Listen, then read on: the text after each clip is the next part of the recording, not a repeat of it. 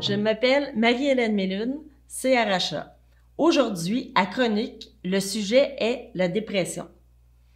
La maladie mentale se définit par des changements qui affectent la pensée, l'humeur ou le comportement d'une personne et qui lui causent de la détresse ou de la souffrance. Un grand nombre de personnes seront touchées au Québec de près ou de loin par la maladie mentale au cours de sa vie. On parle d'un Québécois sur 5 qui serait touché de près ou de loin.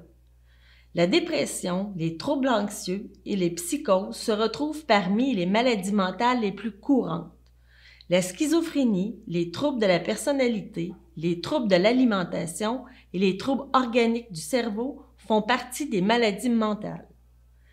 Parmi les troubles de l'humeur, il y a la dépression, le trouble bipolaire, maniaque et déprimé, dysthymie. Les troubles de l'humeur accompagnent souvent d'autres maladies mentales comme les troubles d'anxiété, les troubles de la personnalité, la toxicomanie et les dépendances. La dépression constitue le problème de santé numéro 1 dans le monde. Il ne faut pas prendre la dépression à la légère car elle peut mener au suicide et il y a un risque très élevé chez les personnes qui en sont atteintes. Ne jugez pas une personne qui souffre de maladie mentale car vous n'êtes pas infaillible. Vous ou une personne de votre famille, un ou une amie ou des collègues de travail peuvent un jour être touchés par cette maladie.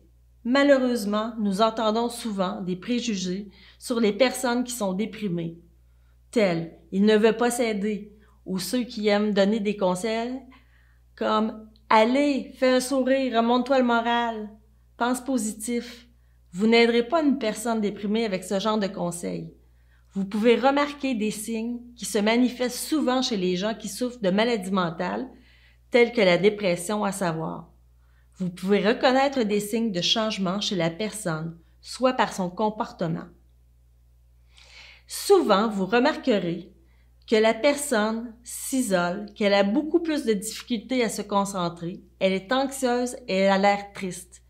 Elle peut avoir tendance à faire des troubles de panique. Lorsqu'une personne est déprimée, elle peut ressentir de la tristesse. La personne pleure souvent. Elle a de l'abattement, le désespoir, la culpabilité, l'apitoiement sur soi, le sentiment de ne rien valoir. La difficulté à prendre des décisions, de la difficulté à se concentrer sur une tâche, l'anxiété, des pensées suicidaires, perte d'intérêt pour les activités professionnelles, sociales et familiales. Comme symptômes physiques, nous retrouvons des maux de cœur, des maux de tête, perte de l'appétit ou augmentation de l'appétit, ce qui peut causer une perte de poids ou un gain de poids. De la fatigue, des problèmes de sommeil, la personne ne dort pas assez ou dort trop. Diminution ou perte de la libido, un manque d'énergie ou de l'agitation. Si vous êtes en couple, il y a des chances que cela affecte grandement votre couple. En relation avec le travail, les coûts d'invalidité représentent approximativement entre 4 et 12% des coûts salariaux au Canada. Donc, il y a une forte hausse des demandes de règlement en relation à la maladie mentale, voire en particulier la dépression. Il y a une hausse au niveau des absences reliées à la dépression. Il est très important pour la personne ayant des signes de dépression de consulter un professionnel de la santé. Il existe de la médicamentation qui peut vous être offerte selon le diagnostic qui sera émis par le professionnel de la santé. De plus, celui-ci sera en mesure de vous référer à un psychologue ou un psychiatre selon votre état.